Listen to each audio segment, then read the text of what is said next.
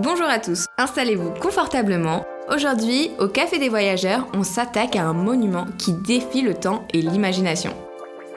On part sur le plateau de Gizeh, en Égypte. Imaginez, vous êtes debout face à la grande pyramide de Khéops. Elle a été le plus haut bâtiment du monde pendant plus de 3800 ans. On va plonger dans les secrets de sa construction, dans l'intimité de ses bâtisseurs et dans le mystère de ses chambres cachées. D'abord, cassons une idée reçue. On voit souvent la pyramide comme une simple tombe. Mais pour un Égyptien de l'Antiquité, c'est une machine à transformer le défunt en dieu. La forme même de la pyramide évoque les rayons du soleil qui percent les nuages. C'est un escalier spirituel. En haut, la pointe, le pyramidion, était souvent recouverte d'or pour briller dès les premières lueurs de l'aube. C'était le lien direct entre le pharaon et Ré, le dieu solaire. On ne cherchait pas juste à enterrer un homme, on cherchait à assurer la stabilité de l'univers tout entier. C'est là que ça devient fou. Khéops, c'est 2,3 millions de blocs. Si on les découpait en cubes et qu'on les mettait côte à côte, on pourrait faire le tour de la France avec. Pendant longtemps, on a imaginé des milliers d'esclaves sous le fouet. La réalité archéologique est bien plus fascinante. On a retrouvé les villes de bâtisseurs. Ces hommes étaient des artisans respectés, nourris avec de la viande de premier choix et soignés par des médecins. Un artisan heureux fournit un meilleur travail, les bonnes conditions sur place étaient alors privilégiées.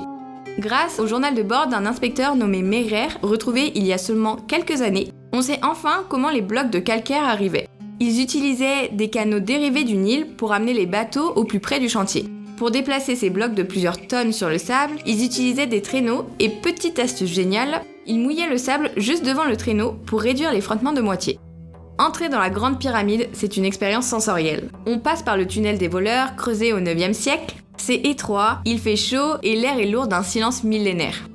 La grande galerie, c'est un chef-d'œuvre d'architecture. Une rampe montante de 47 mètres de long avec un plafond en encorbellement qui semble vous écraser de sa majestuosité. La chambre du roi. Tout au bout, vous arrivez dans une pièce austère en granit rouge. Pas de hiéroglyphes, pas de peinture, juste un sarcophage vide.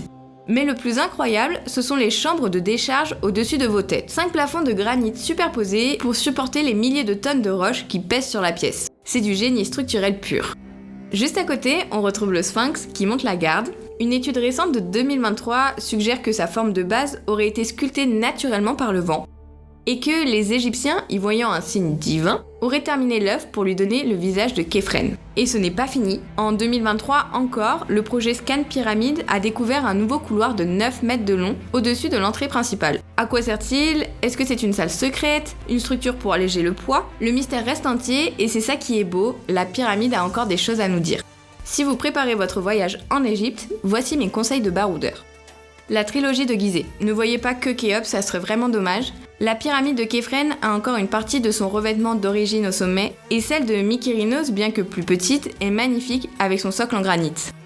Si vous avez le temps, allez voir la pyramide à degrés de Djoser. Saqqara, c'est la mère de toutes les pyramides, le premier grand essai d'Imhotep. Et attention au confort, il fait une chaleur étouffante à l'intérieur des couloirs. Buvez beaucoup d'eau avant d'entrer et si vous êtes claustrophobe, contentez-vous de l'extérieur, le spectacle est déjà grandiose. Les pyramides ne sont pas seulement des amas de pierres, ce sont des livres ouverts sur la vie, la science et la foi d'un peuple extraordinaire. Comme le disait un proverbe arabe, l'homme craint le temps, mais le temps craint les pyramides. Merci de m'avoir écouté, j'espère que cet épisode vous a donné envie de boucler votre valise pour le Caire. On se revoit très vite dans le Café des Voyageurs.